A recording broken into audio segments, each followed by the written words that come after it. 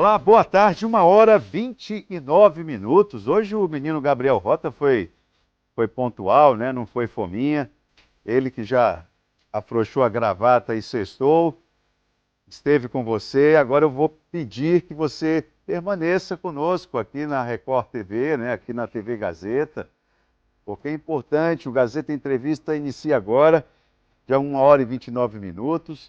A edição desta sexta-feira. Fazia algum tempo que nós não conversávamos a respeito das políticas indigenistas, né? As políticas voltadas para os nossos chais. E a impressão que dá é que Brasília deu uma arejada nesse assunto. Não sei se essa impressão, o que o movimento entende, não é? Vamos conversar com uma pessoa que é muito articulada, participa de debates, inclusive fora do país, porque aí, quando os debates acontecem fora do Brasil, em torno das políticas indigenistas, entra o elemento ambiental forte também. E não estritamente as questões relacionadas à defesa da cultura, do patrimônio cultural. Aí também entra com força, como dizemos por aqui, a questão ambiental. E o cacique Ninauá Runicuim, é com ele que nós vamos conversar, os 2 primeiros blocos do programa. Eu peço a sua participação.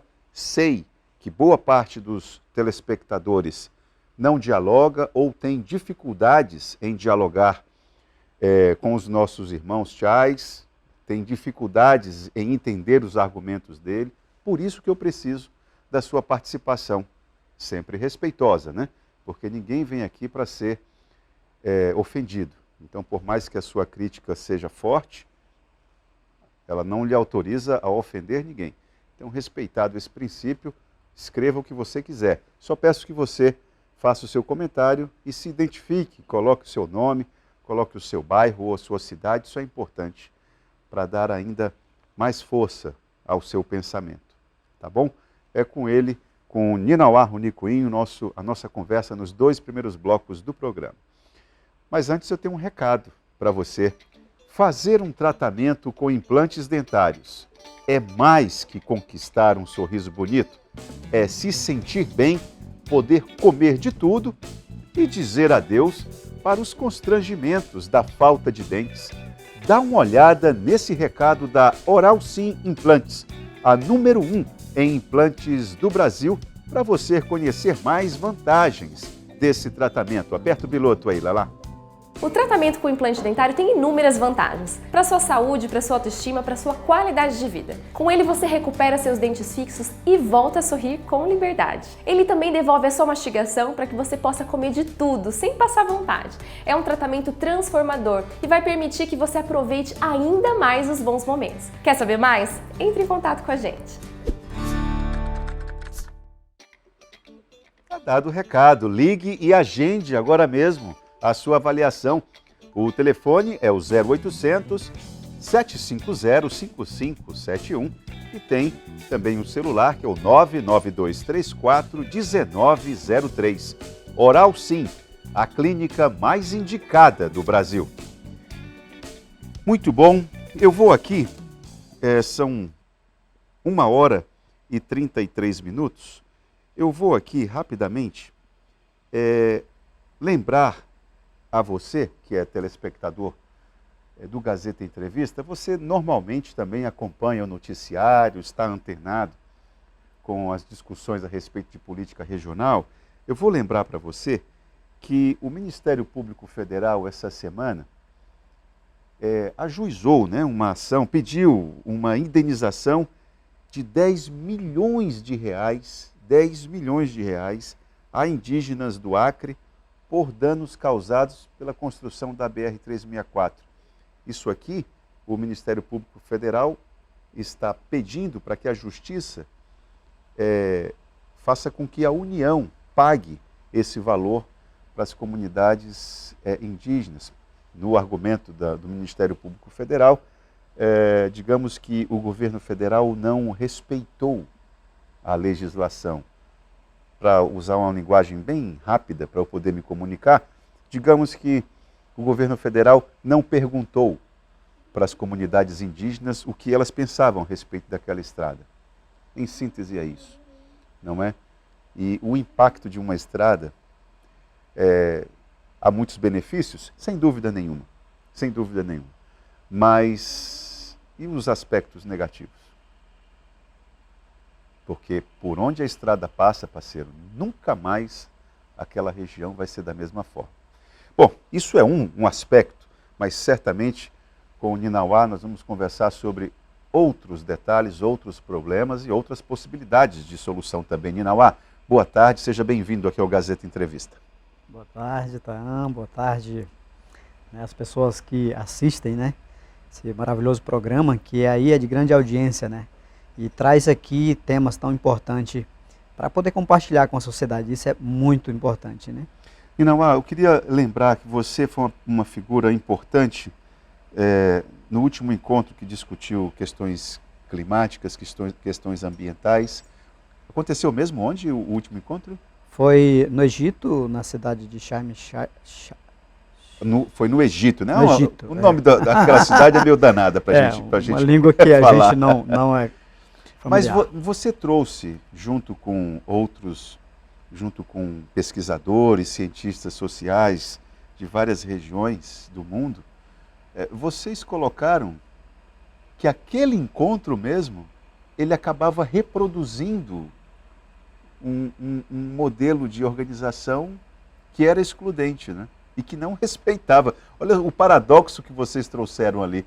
Queria que você comentasse brevemente o porquê dessa leitura que vocês fizeram.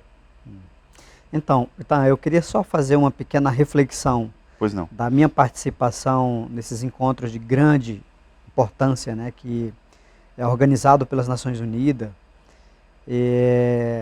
que aí é o olhar do mundo hoje, para as questões ambientais, para as questões climáticas, né, pelos grandes impactos que tem causado. Desde a Rio+20, que eu venho participando desse encontro, né, em todos eu tenho participado, e em cada um desses encontros há um meio termo, né, que se define uma ação mais afirmativa para o tema do meio ambiente, né. Primeiro é de se valorizar a questão da Amazônia como um dos maiores biomas responsável pela vida no planeta. Depois, no outro momento, traz a ideia de poder regulamentar, né, instrumentalizar maneiras de poder, principalmente na região amazônica da América Latina, preservar a Amazônia como esse bem maior, um patrimônio da humanidade, né, e certamente também dos povos indígenas, principalmente, né, que vivem ali. E depois vem trazendo aí como uma alternativa econômica também o debate sobre as mudanças climáticas. Então, o que a gente vê de diferença nessa... Eu sou uma pessoa muito crítica, inclusive, da forma em que é realizada e tomados os encaminhamentos, né, sobre as questões ambientais que envolvem os povos indígenas que vivem diretamente dentro da floresta, né? Então, o que muda dentro desses encontros são apenas essas nomenclaturas que são criadas, né, de programas que são implantados dentro, principalmente nas regiões amazônicas, Amazônia no caso da América do Sul e no Brasil também, e que isso não tem surgido muito efeito dentro das nossas comunidades. E não só da comunidade indígena, como de quem vive dentro da floresta. Mesmo quando se trata de COP. Mesmo quando se trata de COP. Eu, assim, muito real, isso é uma opinião minha, que nem todo mundo gosta, mas eu já tenho acompanhado e vejo da maneira que acontece. A COP é como, comparando aqui a Expo Acre. A COP é uma grande conferência de negociações do mundo inteiro, entre governos, empresas e fundações, organizações não governamentais. Organizações não governamentais, mas são fundações com o fim, que tem o maior objetivo de discutir a questão econômica com o que é mais falado hoje, os créditos de carbono, né, sequestro de carbono.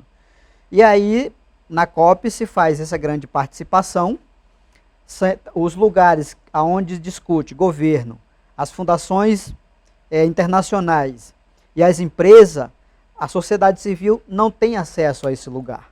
Tem o salão verde, o salão laranja, o salão amarelo, né? Então classifica por sociedade que participam ali, né? Quem é do banco, quem é do governo é restrito. Segurança você não pode passar. Então cada um fica conversando com quem já está convencido sobre aquele assunto. Já estão fazendo. E no final de tudo isso, se divide o bolo do dinheiro que é arrecadado para as questões de preservação ambiental, de valorização de vida de quem vive do meio ambiente, né, de recuperação de áreas degradadas, que aí inclusive o nome macro de todo esse debate é reduzir as emissões, né, causado por desmatamento e degradação ambiental, né? É um dos programas. E aí, os governos nacionais, quando saem das COP, e aí é um ponto crítico que eu coloco, muita gente não gosta de ouvir, os governos nacionais voltam para o seu país como o gerente daquelas multinacionais, daquelas empresas, para gerenciar aquele recurso que eles destinam para o governo dentro do seu país. Só que quem dita as regras de como gasta, de como faz, são essas grandes corporações, né? Não é o governo. Muitas das vezes se discute aí, e o governo traz a maior responsabilidade de criar políticas públicas para resolver o problema climático e aí, consequentemente, resolver o problema das pessoas que têm sofrido com esses grandes impactos. Bom, então o que você está colocando é muito claro, né? Que a própria fóruns como a própria COP, que é a Conferência das Partes, que lida com a discussão a respeito de mudanças climáticas organizadas pela ONU, continuam reforçando a importância e a influência das grandes corporações, dos grandes conglomerados econômicos, influenciando nas agendas dos governos.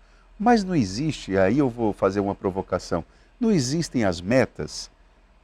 Tudo bem que os diversos grupos pressionem os governos, mas não existem as metas, e as metas, por si só, elas não acabam impondo uma agenda, inclusive para as grandes empresas, para as grandes corporações? Existe, e exatamente, tem uma regulamentação, inclusive de florestas tropicais no mundo, né, de que através dessas metas é que vai dar um respaldo para um certo país, um certo continente, né, que de fato ele está trabalhando para a preservação, para as questões ambientais, né? Inclusive, há países que se comprometem em reduzir 80% das emissões, né, dos gases poluentes que está aí comprometendo, né, causando o efeito estufa que todo mundo já sabe. Essas metas, elas realmente impõem da seguinte maneira. Primeiro que, e aí vamos falar da nossa realidade aqui, no Brasil, se discute muito com as comunidades tradicionais, de dizer assim, que a partir de agora, nós vamos ter condição financeira para poder assistir uma família de ribeirinho, de seringueiro, de extrativista, que ele tem que evitar a sua produção de subsistência, tem que evitar o roçado, derrubar, queimar. Só que do outro lado, isso é tão contraditório que do outro lado não se menciona nada nessas metas, nessas regulamentações do agronegócio, que faz aí realmente de grande escala aí, desmatamentos, queimadas, e isso não consta em relatório. O que consta são as pequenas comunidades, que é uma forma que, no meu ponto de vista, da equipe que a gente participa a nível internacional, você criminaliza uma comunidade que há séculos faz isso, né, e que em momento nenhum desequilibrou o planeta, né, e você restringe a maneira de viver tradicional desse segmento da sociedade. E também as próprias empresas são elas exigem essas regras, né, e aí eles só liberam recursos se tiver ali mensalmente, anualmente, o relatório do governo, seja ele Estado, nacional, apresentado para aquelas empresas. E uma outra coisa que é contraditória, que é importante a sociedade compreender essa logística, né? As mesmas as mesmas multinacionais que causam a destruição são as mesmas que destinam o recurso para os governos. São as mesmas que financiam eventos como a COP, né? E a gente vai pensar com uma visão da comunidade. Para a comunidade é muito importante, porque há uma ausência de políticas públicas efetivas, falando isso no caso da comunidade indígena e outras pequenas comunidades rurais. E quando vem esse recurso, com certeza aquela comunidade que não tem essa oportunidade de ter em políticas públicas do Estado, ele vai querer aquele recurso para resolver o seu problema. Correto. Só que quando a gente recebe esse recurso, a gente está contribuindo para que aquela multinacional ela continue fazendo o seu a sua produção, que não respeita. Exatamente, e por consequentemente aumentando a poluição, a contaminação, tudo isso que está acontecendo, essa mudança climática no modo geral. Enchentes que a gente não via, nunca viu acontecendo, cidades aqui no Acre nós temos um exemplo, né? Bem recente, as queimadas em grande escala. Muito interessante essa tua leitura, porque você, mesmo fazendo críticas ao agronegócio irresponsável, ao agrobusiness, ao agro de uma maneira geral, mas aquele agro que não percebe os fundamentos, os valores, né, que tem que ser defendidos nas políticas ambientais, você também não alivia em relação a esse grande mascaramento, né? O que você está colocando é que é tudo uma espécie de, é uma grande máscara que se está construindo com esses encontros, porque eles na estrutura, eles não estão resolvendo nada, né? É isso, né, Ninalva? Não resolve. Existe, inclusive, as metas que você mencionou, que são exigência das empresas, né? São exigência dos bancos que recebem o recurso dessas empresas e depois passam aos estados a nível nacional para criar as políticas públicas, né? Ela não pode ser cumprida, porque a empresa vai continuar evoluindo, então o problema ele não vai ser resolvido, né? Porque é muito difícil, só existe uma maneira de resolver esse problema, acabando tendo a inexistência dessas grandes multinacionais, né? Enquanto isso não acontece, que nunca vai acontecer, não existe. Agora, claro, que existe uma responsabilidade muito grande do Estado em que se discuta, pelo menos, que esses empreendimentos, esses investimentos das empresas, elas têm que causar menos danos para o ser humano.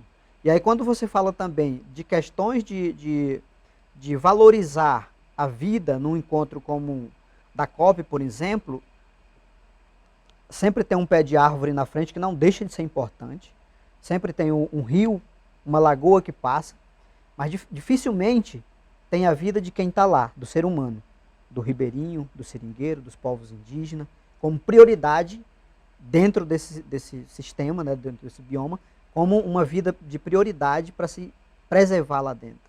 Muito bom. Ninalva, eu preciso fazer um intervalo e eu quero voltar para saber como é que a agenda do governo Lula, o que você tem avaliado, não só você, né? Certamente você já fez algumas reuniões, algumas avaliações, devem fazer parte das discussões lá em Brasília. Quero saber qual que é o teu olhar sobre isso. Vamos para o intervalo, já voltamos com o Gazeta Entrevista.